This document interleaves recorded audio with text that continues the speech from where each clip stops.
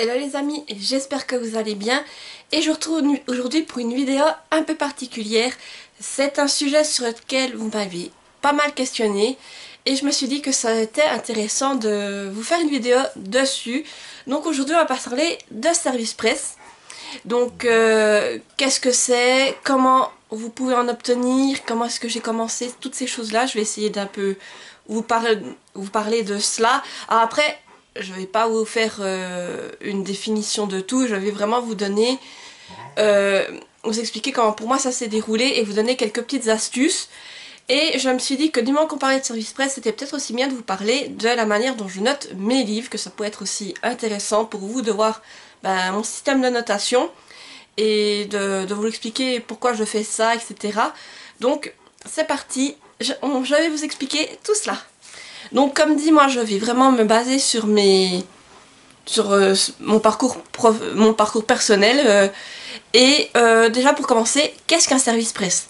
Eh bien un service presse c'est un livre, donc papier ou numérique, que l'auteur ou la maison d'édition vous envoie en échange d'une chronique qui devra être publiée sur différents réseaux, etc. Donc en fait pour moi le service presse c'est du donnant-donnant. C'est pas juste « ah je reçois un livre gratuit », non. Vous avez tout un travail après à faire derrière. Déjà, il faut lire le livre, il faut sortir une chronique, et puis par chronique, c'est pas sortir 3 lignes qu'ils attendent, la maison d'édition ou l'auteur, mais il faut quand même faire une chronique, et puis après, il faut la poster sur ses réseaux. Donc c'est du donnant-donnant. Eux, ils vous envoient leur ouvrage, ce n'est pas gratuit, surtout si c'est du papier, faut pas oublier ça. Et vous, en retour, vous fournissez une chronique sincère. Voilà, c'est pour moi ce qu'est la définition du service presse. Après, il y en a, voilà, il y en a qui sont rémunérés, d'autres pas. Moi, j'en suis pas là. Moi, c'est vraiment ce système de donnant-donnant. Je reçois un livre en papier, en numérique, et ensuite je sais que j'ai un travail à faire. Et voilà, c'est quand même, il faut pas juste se dire à chaque fois que j'ai un nouveau livre dans ma pile à lire et il faut laisser traîner. Non, en général, les services presse, on les traite quand même assez rapidement parce qu'on définit d'un délai avec l'auteur, et que moi personnellement, quand je définis un délai avec l'auteur, je m'y tiens, ou si vraiment je vois que j'y arrive pas, on communique avec l'auteur pour lui expliquer qu'il y aura peut-être un petit couac et s'excuser et dire que la chronique paraîtra un peu plus tard. Voilà, mais je veux dire, il faut rester humain, c'est pas juste ah j'ai un livre et après je t'adresse plus la parole. Non. Voilà, après moi je le vois comme ça, chacun a sa manière de voir les choses. Et c'est comme ça que je vous l'explique, mais je pense que du moment qu'on vous donne quelque chose, il faut rester dans cette notion de partage et d'échange. Sinon, comment j'ai eu mon premier service presse alors? Comment vous dire ça? Eh bien, quand j'ai commencé, disons, j'ai vu une fois sur Facebook une autrice qui avait mis un post comme quoi elle cherchait des chroniqueuses. J'ai lu le résumé de son livre, ça me parlait bien. Et je me suis dit, je vais essayer, même si au départ j'avais pas trop d'espoir que je sois prise. Je me suis dit, tu essayes, même si tu sais que ça risque d'être négatif. Et au final, j'ai été prise. Donc j'ai reçu son livre en service presse, c'était mon premier service presse. Alors je vous laisse imaginer la joie que c'était de se dire, j'ai été prise. Et ensuite, j'ai lu ce livre, je l'ai chroniqué. Et avec cette autrice, les partenariats ont continué. J'ai reçu le reste de sa saga en service presse, plus d'autres de ses parutions également en service presse. Donc vraiment c'est une collaboration qui a continué, c'est qu'on échange régulièrement avec l'autrice, qu'elle me propose régulièrement ses dernières sorties, et que moi selon ce que je regarde, si ça m'intéresse, et je lui dis si oui ou non je les prends. Voilà, donc pour moi ça s'est passé comme ça. Après, pour ceux qui ont des petits comptes, qui viennent de commencer, qui aimeraient essayer d'avoir des services presse, il y a des moyens pour vous aider. Moi j'en connais deux, il doit y en avoir plus, mais je vous parle vraiment des deux que je connais. La première manière, c'est d'aller sur le site Simplement Pro. Je vous mets le lien du site dans la barre d'infos. Simplement Pro, c'est un site en fait où vous vous inscrivez. Et on vous demande si vous êtes auteur, éditeur ou chroniqueur. Vous vous mettez dans quelle catégorie vous vous situez. Ensuite vous avez votre profil, il faut remplir donc le profil. Et après... vous êtes mis en contact en fait avec des auteurs ou des maisons d'édition, et vous avez des pages où les livres sont proposés, et si un livre vous intéresse, vous postulez pour ce livre et vous devez donner un délai, soit il est déjà indiqué le délai, ou vous devez donner un délai dans lequel vous allez le chroniquer. Ensuite, la maison d'édition ou l'auteur va accepter ou refuser votre proposition. Et si vous l'avez, donc vous allez recevoir le livre, c'est précisé aussi si vous recevez en papier ou en numérique, donc vous l'aurez de la manière dont c'est noté. Et vous, votre boulot, donc ce sera de produire la chronique dans le délai que vous avez défini avec l'auteur ou la maison d'édition. Suite à cela, une fois que votre chronique est publiée, vous devez mettre le lien vers soit votre blog, votre chaîne YouTube, sur l'endroit où vous l'avez chroniqué, sur Simplement Pro. Vous pouvez mettre un petit mot à l'auteur pour le remercier, etc. Et l'auteur ou la maison d'édition va aller voir votre chronique et va juger. C'est-à-dire qu'ils vont vous noter. Et ce système de notation donne des points pour ensuite voir si d'autres auteurs... comment dire, c'est pas un peu comme un livre, j'ai envie de vous dire. C'est un système de notation pour que les auteurs aussi puissent s'y référer, parce que sur ce site, Simplement Pro, vous avez pas mal d'auteurs auto-édités. Donc les auteurs auto-édités, ils cherchent un peu la sécurité, parce que j'ai vu beaucoup de choses passer, notamment des posts sur Instagram où des auteurs auto-édités disaient qu'ils ne veulent plus envoyer de service presse, parce qu'ils ont été déçus que des chroniqueuses viennent leur demander des services presse. Ils obtiennent leur service presse, mais après, plus de nouvelles, jamais de chroniques, etc. Donc je peux les comprendre, et disons que cette manière de notation, c'est une sécurité, c'est pas pour vous jeter la pomme. Vous, si vous avez fait votre boulot, théoriquement, vous serez bien noté, et ça vous fait des points pour justement montrer que vous faites votre job. Donc vous serez noté, si mes souvenirs sont bons, sur la ponctualité déjà, donc ça, vous respectez le délai que vous avez convenu, c'est facile d'être bien noté. Sur la chronique, donc comme je vous dis, hein, si vous faites une chronique de 3 lignes, je pense qu'on va pas très bien vous noter. Par contre, vous faites une chronique détaillée en disant voilà ce que vous avez aimé, pas aimé, etc. C'était fluide, tout ça, il n'y a pas de problème non plus. Ils sont pas là pour vous démonter, les auteurs ou les maisons d'édition. Et après, vous êtes encore jugé sur un autre point, je crois, l'orthographe et la syntaxe. Donc là aussi, vous faites gaffe à comment vous écrivez, mais je veux dire, ça c'est facile à avoir, à être bien noté. Puis après encore, ils peuvent laisser un petit mot en dessous pour vous recommander, et en général ils vont pas vous casser, ils mettent juste que très bon travail, ces choses là pour vous aider aussi également. Donc c'est vraiment, Simplement Pro, c'est vraiment ce principe de donnant-donnant, voilà. Et je trouve que c'est bien fait, donc j'ai travaillé, quand j'ai commencé, j'ai beaucoup travaillé avec Simplement Pro. J'ai fait des dizaines de chroniques dessus, et ce que je peux vous recommander sur Simplement Pro, c'est que j'ai vu certaines personnes qui m'ont demandé justement sur comment est-ce qu'ils pouvaient faire pour obtenir des services presse. J'ai donné le lien en leur disant faut vous inscrire là-dessus, et ils m'ont dit bah ouais, j'ai mon compte, et quand je vais voir sur leur compte, il y a c'est une page mais il n'y a pas de description, il n'y a pas de présentation de qui vous êtes, ce que vous lisez, etc. Il n'y a pas de lien vers leurs réseaux sociaux, elle est vide leur page. Et après ces personnes reviennent vers moi en me disant mais je comprends pas, j'ai beau postuler tout ça, j'ai pas de service presse. Mais pour moi, déjà, le plus simple pour essayer d'avoir des services presse, quand tu vas sur Simplement Pro, c'est de bien remplir ton profil, faire une description, dire ce que tu aimes lire, pourquoi tu lis, pourquoi tu fais ça, et surtout mettre des liens sur où c'est que tu chroniques, quoi. Je veux dire, si tu as un blog, tu mets ton blog, si tu as une chaîne YouTube, tu mets ta chaîne, Instagram, etc. T'en mets le plus possible. Parce que cette présentation, ce sera ta carte de visite, entre guillemets. Quand un auteur en auto-édition, comme je vous dis, il y a déjà beaucoup ce système de... J'ai pas de garantie que justement la personne va chroniquer mon livre. Alors quand tu vois un profil qui est à moitié vide, tu n'as pas vraiment envie d'y envoyer ton livre, tu vois. Donc je pense qu'il faut déjà être attrayant de ce point de vue-là pour l'auteur ou la maison d'édition s'il pourra avoir des services presse. Et après, avec ce système de notation aussi, la sécurité, c'est de te dire que ok, le premier qui va t'envoyer le service presse, tu le respectes pas, t'es mal noté, tu seras fiché. Voilà. C'est aussi une sécurité pour les auteurs autant que pour les chroniqueurs. Mais c'est comme je vous dis, si vous faites votre boulot, moi j'ai jamais eu de soucis.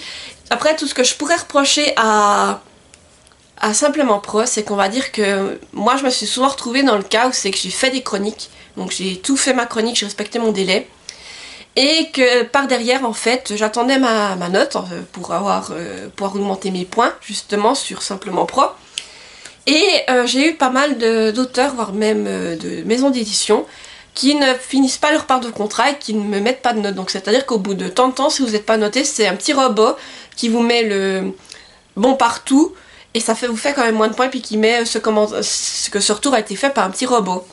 Donc moi je trouve quand même ça dommage, et c'est peut-être aussi pour ça que j'utilise moins Simplement Pro actuellement. Mais je pense que pour ceux qui commencent, c'est un bon moyen de débuter, et vous avez quand même pas mal de services presse, notamment là vous avez plus de l'auto-édition et quand même certains éditeurs. Donc je pense que c'est quand même un bon début. Et ce qui est bien, c'est que le site est conçu, c'est que dès que vous avez convenu d'un service presse avec une date, vous avez un petit calendrier, puis c'est tout noté avec les dates qui sont convenues pour quand vous devez rendre la chronique, tout ça. Et vous avez également un système de messagerie où vous pouvez échanger avec l'auteur. Donc sur ça, c'est vraiment très bien fait. Et du coup, comme je vous dis, il faut vraiment, première chose quand vous arrivez sur le site, vous créez votre profil et vraiment vous le remplissez, c'est-à-dire que vous faites pas 3 lignes, non, vous présentez, vous mettez vos liens, et vraiment il faut faire une bonne carte de visite. Faut pas oublier que c'est comme vous venez commencer, faut faire bonne impression, et puis il faut qu'on voie ce que vous faites, parce que certains auteurs vont aussi aller regarder si ce que vous faites correspond peut-être à ce qu'ils écrivent, ou bien à leur style d'écriture, ces choses là. Donc c'est très important. Voilà le conseil que je peux vous donner. L'autre site qui est intéressant si vous cherchez des services presse, c'est NetGalley. NetGalley, je sais jamais comment ça se prononce, mais moi je dis NetGalley. Donc là, c'est aussi un site internet si vous voulez. Vous allez dessus, vous vous inscrivez.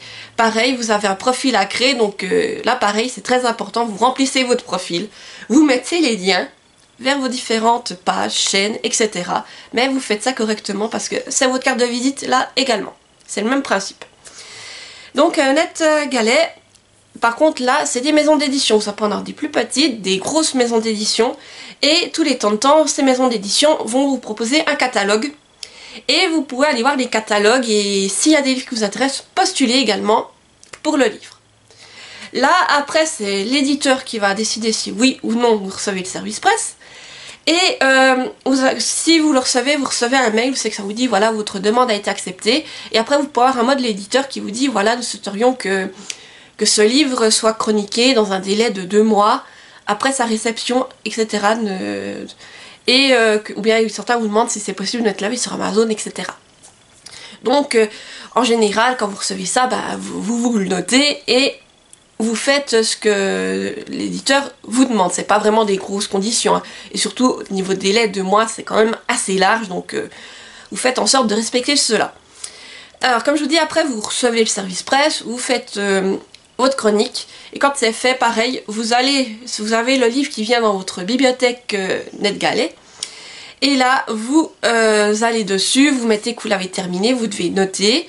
On vous demande de mettre votre chronique, les liens vers votre chronique. Ensuite, on vous pose quelques petites questions. Et vous pouvez mettre un mot à la maison, à l'éditeur. Donc là, je trouve que c'est toujours sympathique de de remercier encore une fois l'éditeur pour sa confiance. Et voilà, dire que vous avez passé une bonne lecture, si c'est le cas, etc. C'est toujours sympathique de laisser un petit mot. Et pas juste, voilà, j'ai fait mon boulot, bye bye. Voilà, ça, comme je vous dis, c'est mon point de vue. Donc NetGalley, ça marche plutôt de ce point de vue là. Après vous n'êtes pas noté, hein, c'est juste que vous avez, là la différence c'est que vous avez un pourcentage de retour. C'est à dire que les éditeurs, quand ils voient votre profil, ils voient le nombre de pourcentage de retour. C'est à dire que le pourcentage de retour, c'est si tous les livres que vous avez demandé, vous les avez chroniqués, vous avez 100% de pourcentage de retour. Si par contre vous avez encore des livres en cours que vous devez chroniquer et puis que vous en avez déjà lu une partie, votre pourcentage va être, je sais pas, de 70% ou 80%, tout dépend combien de livres vous avez encore à chroniquer. Et par contre, si vous mettez, parce que vous avez le choix de mettre que vous ne voulez pas chroniquer ce livre pour n'importe quelle raison, sachez que dans votre pourcentage de retour, ce livre-là, étant donné qu'il n'a pas été chroniqué, il va pêcher, il vous empêchera d'atteindre le 100%. C'est un risque à prendre parce que là, comme je vous dis, on ne se base pas sur les points comme sur Simplement Pro, on se base sur ce pourcentage. Et on estime qu'en moyenne, les éditeurs, ils se fient à un pourcentage de retour qui est autour de 80%. Donc c'est-à-dire qu'on veut quand même que vous fassiez des retours sur un certain nombre de livres, hein. Alors pour moi personnellement, je travaille beaucoup avec NetGalley en ce moment. Mon pourcentage de retour est autour des 90%. C'est-à-dire que quand je demande des services presse, déjà, je n'en demande pas énormément. Ou si j'en ai demandé beaucoup et que je vois que mon pourcentage commence à descendre, j'en redemande pas derrière. Je commence à traiter ce que j'ai pour que ça le fait remonter et après, j'en redemande. Mais là, pareil, c'est vraiment, il faut se gaffer pour que vos pourcentages soient vraiment assez hauts pour pouvoir obtenir des services express par la suite. Bon, si vous en demandez 10, vous avez les 10, vous faites vos 10 chroniques et vous en demandez après, il n'y aura pas de souci. Ce qui peut poser problème, c'est si on voit que vous avez un pourcentage autour des 50%, là c'est pas dit que vous aurez les services presse. Voilà, juste ça à savoir qu'il faut se gaffer. Et comme je vous dis, NetGalley, là vous avez des grosses maisons d'édition, des petits éditeurs. Donc vous pouvez trier par maison d'édition, aller voir dessus, vous avez aussi des BD, des livres audio, vous avez vraiment un large choix. Et moi ce que je fais toujours, je regarde un peu les maisons d'édition qui m'intéressent, moi je regarde par maison d'édition. Et je regarde, et puis quand je vois des choses qui m'intéressent, je postule à la suite, et puis tout en sachant que parfois ce sera refusé. Enfin, après, si c'est refusé, il faut pas mal le prendre, c'est-à-dire qu'ils ont peut-être déjà leur quota, ou que votre profil semblait ne pas convenir à ce qu'ils cherchaient. Après aussi, pareil, si vous postulez pour des grosses maisons d'édition du style Pocket Jeunesse, tout ça, sachez que moi j'ai déjà essayé plusieurs fois, je me suis dit t'essayes, parce que qui ne tente rien n'a rien. Mais je n'ai jamais eu les livres, parce que je pense que Pocket Jeunesse, il faut vraiment avoir des gros comptes, ou que sais-je, pour avoir ces livres. Mais des fois, on peut être surpris en bien, et voilà, je veux dire, il faut essayer. Donc, voilà, c'est vraiment, moi j'aime bien le système de NetGalley, mais c'est vraiment, attention, vous pouvez en demander autant que vous voulez, mais après, il faut faire gaffe à ce pourcentage de retour.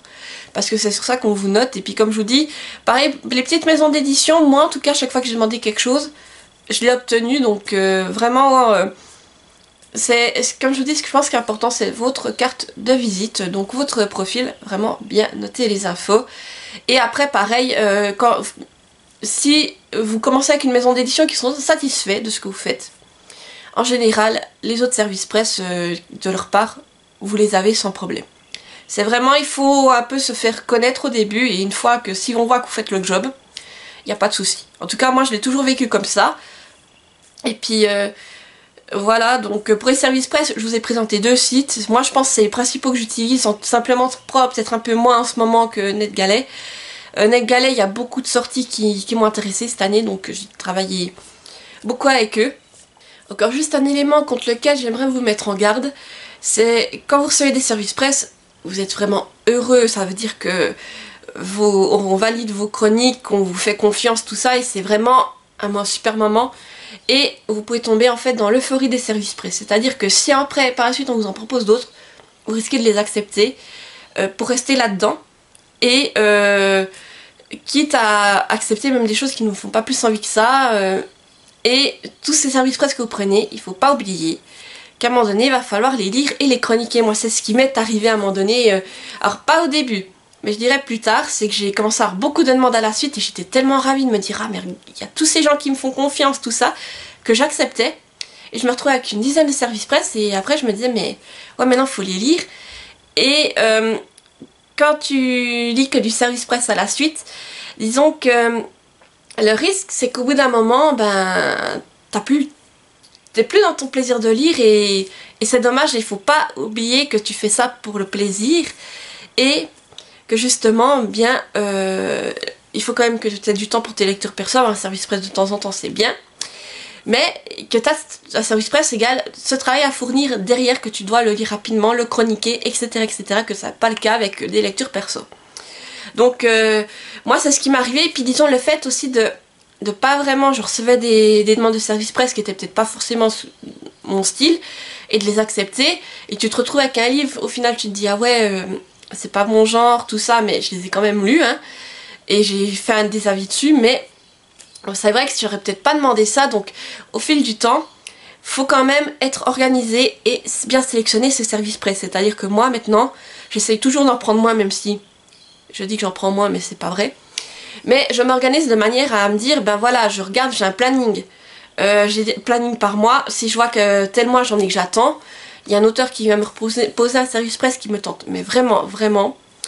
Là, j'écris à l'auteur en lui proposant, en lui disant, écoutez, je suis désolée, mais j'ai déjà des engagements envers d'autres auteurs pour cette période, est-ce que ce serait possible de vous faire une chronique pour, je sais pas, le mois suivant?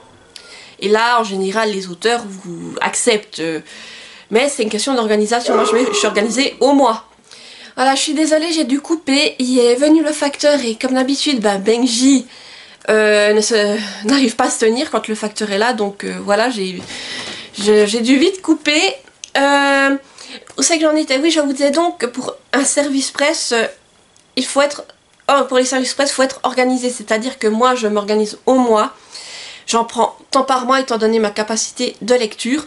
Et je regarde également le nombre de pages. C'est-à-dire que si un mois je vois que j'ai un service presse qui fait 600-800 pages, je vais peut-être en prendre un moins par rapport à d'habitude. Et au contraire, si je vois que c'est tous des petits services presse, je sais pas, d'une centaine de pages ou voilà, peut-être que là j'en prendrai un de plus. Mais c'est à vous de vous organiser selon votre propre méthode. Moi, je travaille beaucoup à la main, donc j'ai tout mon petit cahier où c'est que je note... pour quand tel mois il est, et chaque fois qu'on me demande pour un nouveau service presse, déjà je regarde ça. Et comme je vous dis aussi, il y a le deuxième trait à faire, c'est-à-dire vraiment regarder le livre, lire son résumé, voir si ça vous intéresse. Que ça je le faisais pas spécialement au début, mais je lisais vite fait, je me disais oui ça peut m'intéresser, mais vraiment prendre ceux qui vous intéressent le plus. Et moi maintenant j'essaye de vraiment rester dans mes styles de prédilection, c'est-à-dire que comme ça je sais que c'est des services presse où c'est que je vais aimer de toute façon vu qu'on est dans un genre que j'idolâtre et que même si j'ai des choses à reprocher, je vais pas mal le noter parce que je vais quand même y trouver mon compte dedans et ça va me plaire. Faut vraiment, je suis dans cette option critique que le service presse pour moi ça doit rester un plaisir et c'est pour ça que j'essaye de vous donner toutes ces petites astuces pour pas que vous fassiez comme moi. Vraiment moi j'ai été dans cette folie de me dire ah oui des services presse et au final tu les as mais maintenant faut les chroniquer et disons que des fois c'est compliqué de respecter les délais mais j'ai toujours respecté mes engagements et après c'est vrai qu'au bout d'un moment c'est pour ça que j'ai pris cette décision un peu d'essayer de les diminuer parce que et de mieux sélectionner car il faut pas oublier qu'il faut que ça reste un plaisir. La lecture pour moi c'est un plaisir et rien d'autre. Et voilà, j'ai envie de prendre du plaisir en lisant et en faisant mes chroniques, donc même pour un service presse il fallait que ça reste la même chose. Voilà donc pour ce qui est des services presse. Et maintenant donc je voulais rebondir sur mes avis, en fait la manière dont je note les livres. Donc premier point, c'est vrai que je ne le dis pas, mais j'imagine que ça va de soi, mais que ce soit un service presse ou une lecture perso, le système de notation est le même. C'est-à-dire que c'est pas parce que c'est un service presse que je vais vous dire « Ah j'ai eu un coup de cœur, c'était génial » ou lui mettre d'office un 9 sur 10. Non. Si y a des choses que je dois redire, je le noterai plus bas et je vous dirai ce que j'ai pas apprécié ou ce qu'il a pas fait avec moi. Service presse comme lecture perso, sur la balance, ils sont à la même hauteur. Voilà. Juste déjà mettre les choses au clair. Et moi j'ai un système de notation de 1 à 10. Voilà. C'est-à-dire que 10 sur 10 pour moi c'est le service presse. Qu'est-ce que je raconte? Ah, je suis fatiguée. 10 sur 10, je disais donc pour moi, c'est le coup de cœur. Le coup de cœur, c'est le livre pour lequel j'ai vibré, qu'il y a eu un déclic, il y a eu quelque chose, que j'ai vibré, que j'ai pleuré des fois, que vraiment il y a eu quelque chose et quand tu le reposes, tu te dis « Ah mais c'était génial ». Donc 10 sur 10, c'est le coup de cœur. 9 sur 10, pour moi, c'est la mention honorable. C'est-à-dire que j'ai pas eu ce petit quelque chose pour avoir le coup de cœur, mais que j'ai rien à reprocher sur ce livre, que j'ai pas trouvé de points à relever. Pour moi ça a été une bonne lecture, donc c'est la mention honorable, 9 sur 10. Et quand on descend, le 8 sur 10 c'est quand j'ai eu un reproche à faire, un truc que j'ai pas aimé, je sais pas, l'écriture peut-être que j'ai pas adhéré, ou bien peut-être que c'est allé trop vite à un moment donné au niveau de l'intrigue, que sais-je. Mais pour moi le 8 sur 10 c'est quand je relève déjà un point qui a un peu pêché. Le 7 sur 10 c'est quand il y a eu un autre point en plus, ainsi de suite. Et voilà, je descends au fur et à mesure. Donc ce qu'il faut savoir aussi, c'est que c'est rare que je descende en dessous de 5 sur 10. Car pour moi j'estime que ce soit un service presse comme une lecture perso, c'est que ces livres, derrière il y a un auteur. Et l'auteur, il faut pas oublier qu'il a passé du temps à écrire ce livre, qu'il y a eu du travail de recherche, qu'il y a eu des heures de travail. Et moi je suis pas là pour critiquer le travail de quelqu'un en fait. Et puis vraiment le dénigrer, tout ça. Je vais dire voilà ce que j'ai pas aimé. mais en disant c'est mon avis personnel et je vais pas aller... ou en tout cas, moi vous m'entendrez, c'est très rare que vous me verrez avoir des avis en dessous de 5 sur 10. J'en ai eu par le passé, mais c'était des déceptions.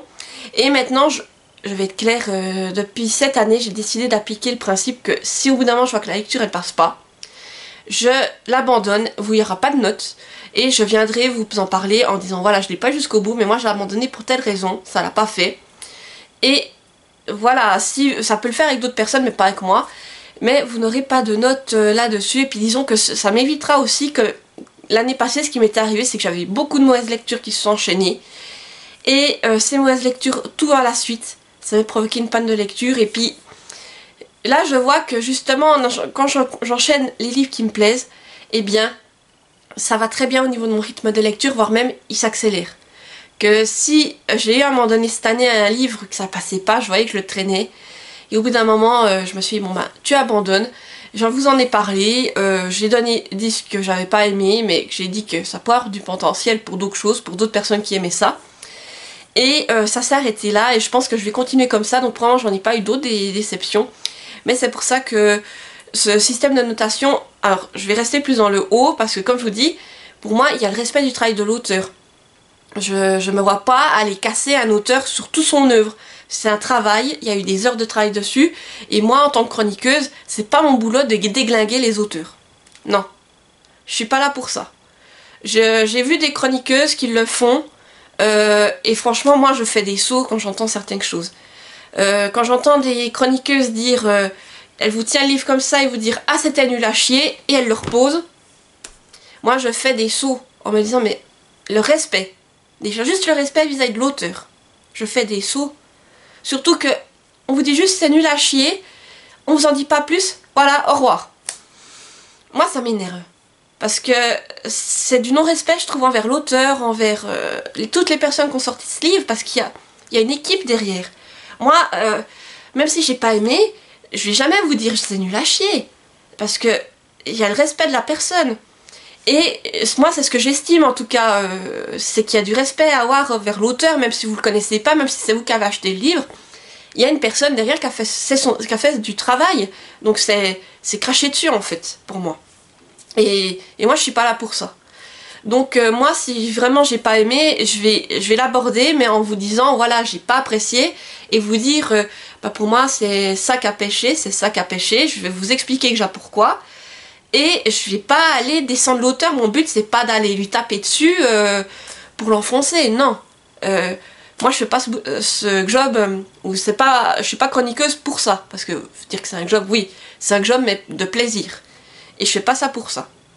Alors si certaines prennent du plaisir à s'amuser à taper sur les auteurs, je sais pas ce qu'elles mien elles peuvent en retrouver, mais moi, voilà, surtout que je travaille avec beaucoup d'auteurs auto-édités. Et quand tu sais tout le travail qu'il y a derrière, surtout qu'ils doivent faire ça tout seuls, bien souvent, j'ai pas envie de les casser, de leur taper dessus. S'il y a des choses que j'ai pas aimées, je le dis. Je dis que j'ai pas adhéré à telle chose, mais je vais jamais vous dire ce livre est nul à chier, non. Un livre peut m'avoir pas plu, voilà, mais pour quelqu'un d'autre ça peut être un coup de cœur. Heureusement que tous les goûts sont dans la nature, j'ai envie de vous dire, et que si à la personne ça lui a pas plu tout ça. Et d'ailleurs suite à cela, j'ai fait un énorme tri dans les personnes que je suivais sur YouTube, parce que comme je vous dis, il y en a certaines, je voyais que c'était faux au bout d'un moment, et ça me plaît plus. Les gens qu'on voit que ils vous présentent des livres mais que on sent plus vraiment qu'il y a l'envie derrière, alors ça me donne pas envie. Et de voir des gens aussi, comme je vous dis, qu'ils font des chroniques et d'entendre des c'est nul à chier, ou bien c'est sans plus d'explications et puis tout ça, mais je fais des sauts, et au bout d'un moment j'en ai marre de faire des sauts, et je me dis bah non stop. Tu vois, j'essaye d'aller sur de suivre des gens que je trouve qui ont les mêmes valeurs que moi en tout cas, ou bien que j'apprécie ce qu'ils font et qu'on voit qu'il y a toujours le plaisir derrière. Et voilà, donc oui, au départ je vous parlais de mes notes, mais ça a divagué sur ça, mais pour moi être chroniqueuse, c'est... Certaines personnes aussi, quand ils lisent un livre, t'as déjà l'impression qu'ils te présentent le livre et qu'ils disent ouais, ça va être nul, mais je te le présente quand même. Que je comprends pas cette mentalité. Moi, quand tous les livres que j'ai dans ma pile à lire, ils ont atterri là, mais il y avait quelque chose qui m'a hypé dans le résumé, ou bien ou bien si c'est des livres qui sont arrivés la suite, à des recommandations, je sais pas, de booktubeuses, d'instagrammeuses, etc. Eh bien, il y a eu un truc à un moment donné dans ce qu'elle a dit qui m'a tiqué de me dire « Ah, ça avec moi ça doit le faire ». Et tous les livres qui sont là, même si j'en ai plein, et qu'il y en a qui sont là depuis des années, malgré tout, il y a toujours ce petit truc qui me fait envie derrière. Donc quand je le prends, je pars du principe que j'ai passé une bonne lecture. Alors, souvent c'est le cas, des fois ça ne l'est pas, ce n'est pas grave, je me suis fait mon avis dessus, je vais vous en parler, vous dire voilà ce que j'ai aimé, pas aimé, et leur donner une note selon mon système de notation. Et ensuite, ceux que j'ai vraiment beaucoup aimés partent dans mes bibliothèques, ceux que j'ai moins appréciés partent dans les piles de livres qui partent, mais dans le but que ce livre ait une seconde vie, parce que c'est pas parce que moi ça n'a pas forcément fait, comme je vous dis, que quelqu'un d'autre ne va pas l'adorer. Et je préfère essayer de faire des échanges avec ces livres dont je me sépare, en sachant qu'ils sont presque neufs, je les ai lus une fois, ils sont bien entretenus, si ça peut faire plaisir à quelqu'un d'autre, autant lui faire plaisir à ce moment-là. Et c'est pour ça que je les propose toujours aux personnes qui me suivent d'abord, en me disant ça peut faire plaisir à un abonné ou à quelqu'un qui me suit, tout simplement. Et ce livre aussi, je suis contente de savoir qu'il a une seconde vie avec quelqu'un qui me regarde régulièrement et qui pourra le découvrir. Et puis moi ça me fait plaisir aussi quand je les envoie de vous mettre des petites notes, des petits mots en lien avec le livre, et puis de vous faire des petites lettres, c'est vraiment sympathique, je prends du plaisir et voilà. Donc même les livres que j'ai pas appréciés ou bien qui s'en vont, même certains s'en vont parce que je les ai appréciés mais je sais que je vais pas les relire, eh bien je suis contente de savoir qu'il y aura une seconde vie derrière. Voilà, c'est comme ça. Donc oui, comme je vous disais, pour moi le système de notation, je trouve c'est aussi important. Moi j'ai décidé de faire sur 10 pour avoir un panel assez élargi quand même. Je sais que certains font sur 20, ou bien que des fois je dois adapter mon panel de notes. Par exemple, sur Livre Addict, on note sur 20, donc moi ce que je fais, c'est que je prends ma note, je fais x2, et des fois je me rends compte que si c'est vraiment un livre que je me dis qui était très bon, je mets au-dessus. En fait, c'est-à-dire que je sais pas, si j'avais 8, ça donne 16, donc je vais lui mettre 17. Vous voyez, lui donner à peine un peu plus pour montrer que oui, c'était une bonne lecture. Mais voilà, je dois des fois adapter mon panel de lecture, mais moi en général, quand je vous parle, je vous noterai sur 10. Sur Livre Addict, je m'adapte, je mets sur 20, et je sais que d'autres personnes notent sur 5.